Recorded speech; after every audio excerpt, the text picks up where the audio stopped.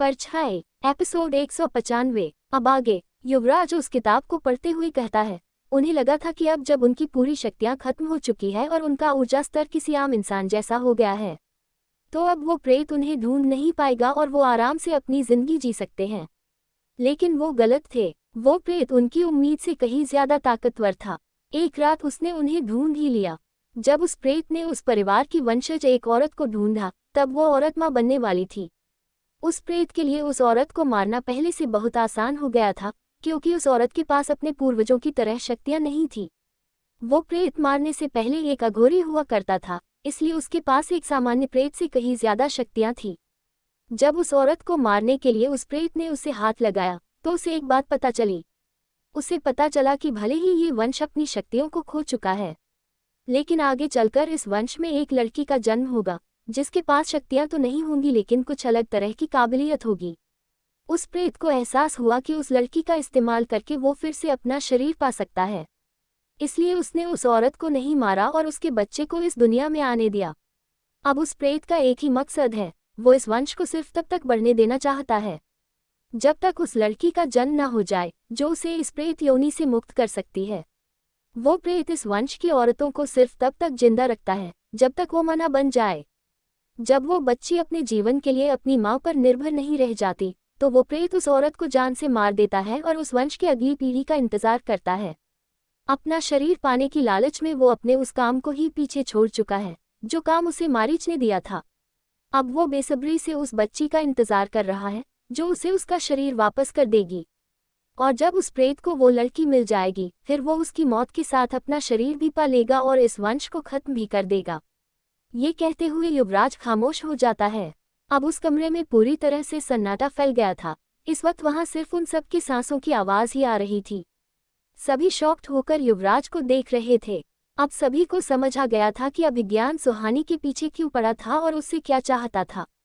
निशा उस कमरे की खामोशी को तोड़ते हुए कहती है, अब तो अभिज्ञान उन अघोरियों के पास कैद है, तो अब सुहानी को उससे तो कोई खतरा नहीं है ना।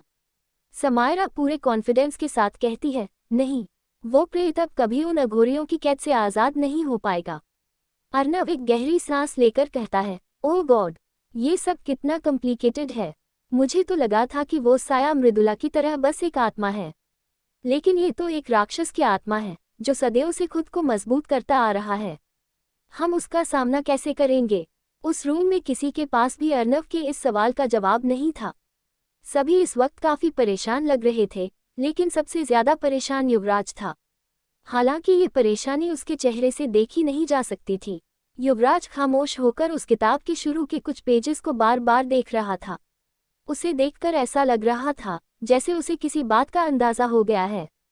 सुहानी युवराज के हाथ से वो किताब लेते हुए कहती है, युवराज सर, इसके आगे के कितने पेज मिसिंग है? युवराज बिना किसी भाव के कहता है, 5 पेज। सुहानी कुछ सोचते हुए कहती है, इसका मतलब हम अभी भी ये नहीं जानते कि इसकी शुरुआत कैसे हुई थी। युवराज सुहानी के सवाल का कोई जवाब नहीं देता, लेकिन समायरा कहती है, हाँ, हमें अब ये पता करना है कि तुम ही उसके मौत का जरिया क्यों हो, कोई और क्यों नहीं। विवेक कुछ सोचते हुए कहता है, मतलब ये बात वो अघोरी और भैरवनाथ के गुरु भी अच्छे से जानते थे, इसीलिए उन्होंने तुम्हें और युवराज सर को प्रोटेक्ट करने की कोशिश की। निशा विवेक की बात को आगे बढ़ाते हुए कहती है, और शायद उस रात जब हम पर पहली बात मृदुला ने अटैक किया था, तब उनका वहां होना कोई इत्तेफाक नहीं था। वो तुम पर नजर रख रहे थे और जब उस रात तुम्हें कोई बचाने नहीं आया, तो वो खुद आए। सुहानी को भी निशा और विवेक की बातें बिल्कुल सही लग रही थी। वो कुछ सोचते हुए कहती है, यहाँ तक तो ठीक है, लेकिन मुझे ये बात समझ नहीं आ रही कि उन्होंने मेरी मेमोरी क्यों मिटा दी। मुझे वो मेरी मेमोरी के साथ भी तो प्रोटेक्ट कर सकते थे। उस वक्त मैं सिर्फ 7 साल की थी। आखिर मेरे दिमाग में ऐसा क्या था जिसे मिटाना इतना जरूरी था? ये सुनकर युवराज की नज़र सुहानी पर ही जाकर रुक जाती है। समायरा वहां दूसरी किताब उठाकर युवराज से कहती है, क्या इसे नहीं पढ़ सकते? युवराज कहता है, नहीं, ये काफी पुरानी लिपि है, मुझे इसकी कोई नॉलेज नहीं है। इसे यही छोड़ दो, मैं जल्द ही ऐसा कोई इंसान ढूंढ लूंगा जो इसे पढ़ सकता है। युवराज के कहने पर समायरा वो किताब वहीं छोड़ देती है और बाकी के सामानों को ध्यान से देखने लगती है। वो सब काफी देर तक उन सामानों को चेक करते हैं, लेकिन उन्हें कोई भी काम की चीज नहीं मिलती। युवराज अभी भी किसी सोच में डूबा हुआ था और वो उन सामानों की तरफ देख भी नहीं रहा था। सुहानी काफी देर से युवराज को नोटिस कर रही थी, लेकिन कुछ कह नहीं रही थी। सारा सामान चेक करके वो सभी वहां से चले जाते हैं। रात को सुहानी, निशा, विवेक, अर्नव और समायरा डाइनिंग एरिया में बैठे डिनर कर रहे थे। आज वहां युवराज नहीं आया था। सुहानी के सामने खाना तो रखा हुआ था, लेकिन वो कुछ खा नहीं रही थी। उसकी आंखों के सामने बार बार युवराज की परेशान आंखें आ रही थी। अभी तक सुहानी ने युवराज को पूरी तरह से माफ नहीं किया था, इसलिए वो पूरे हक से युवराज से सवाल नहीं कर पा रही थी। यही सब सोचते हुए सुहानी डाइनिंग टेबल से उठ जाती है। ये देखकर निशा उससे कहती है, सुहानी, तू कहाँ जा रही है? पहले खाना तो खा ले।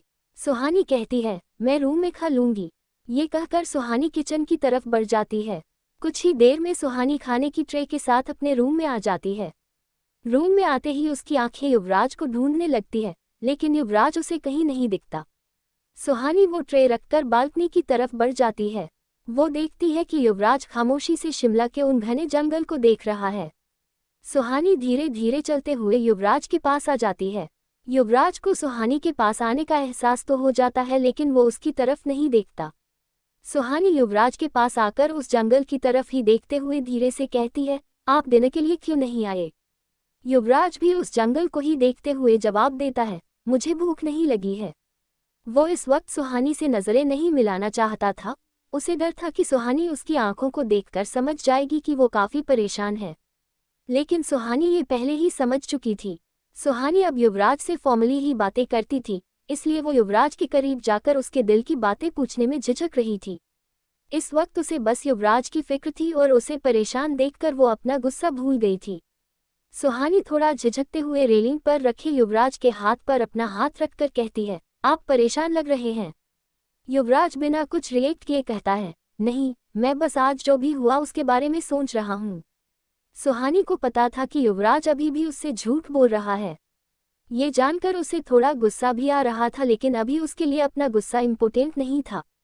सुहानी युवराज के हाथ में अपना हाथ डालकर उसके कंधे पर अपना सर टिकाते हुए कहती है, युवराज सर, क्या आप मुझे इस लायक भी नहीं समझते कि अपने दिल बातें मुझसे शेयर कर लें?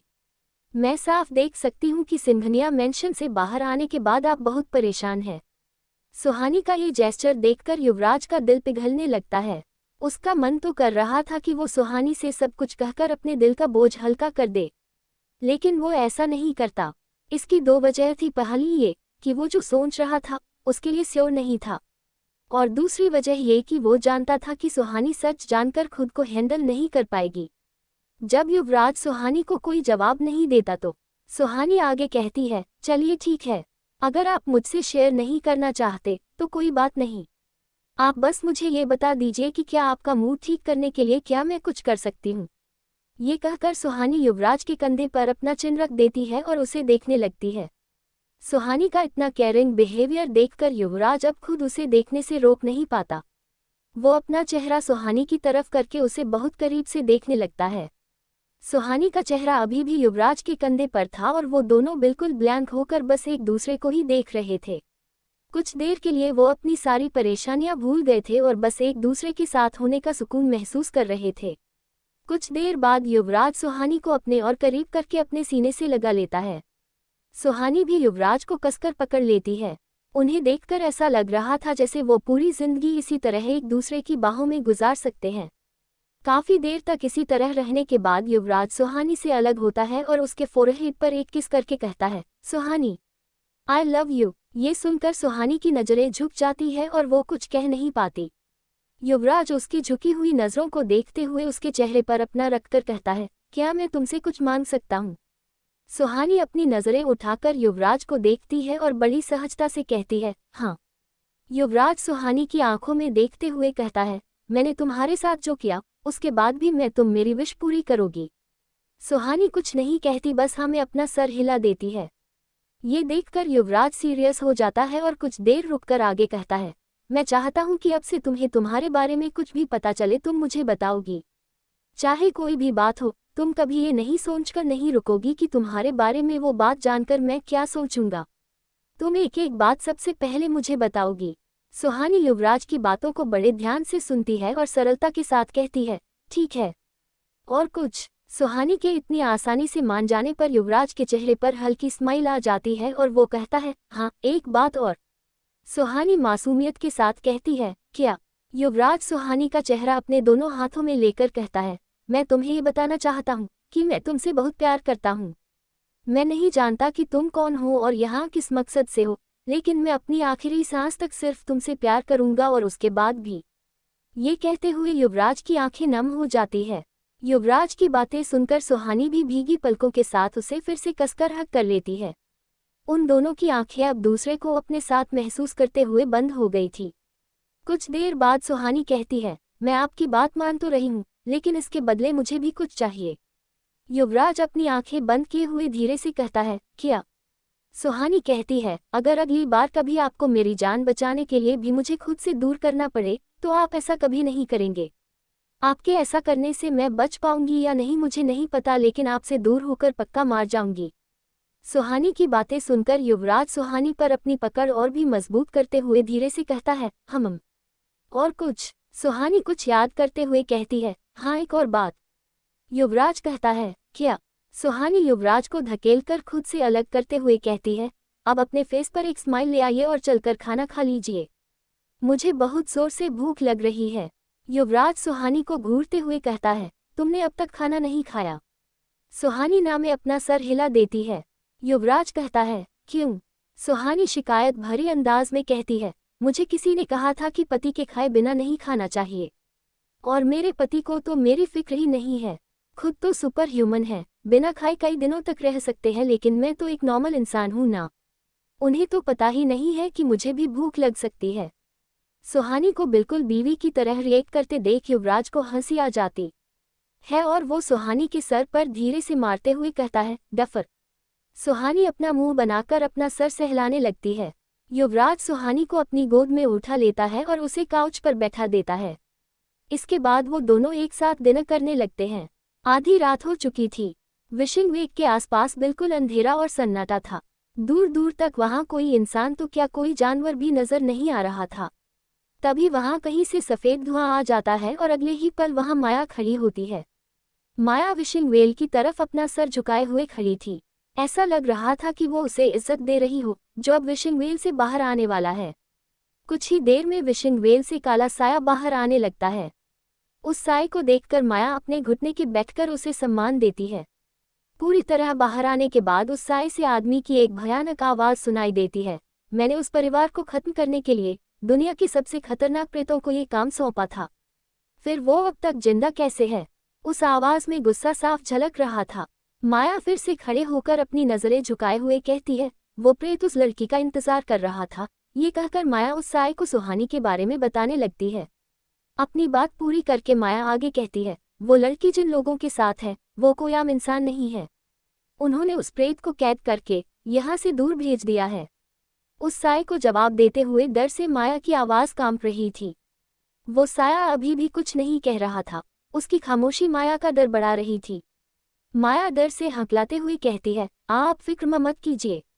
वो प्रेत उस लड़की को नहीं मार पाया तो क्या हुआ, ये काम अब मैं करूंगी।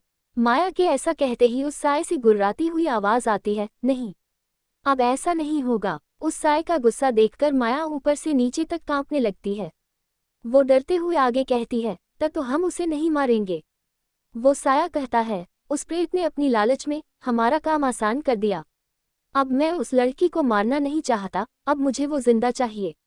माया बड़ी हिम्मत करके कहती है, वो आपको जिंदा चाहिए।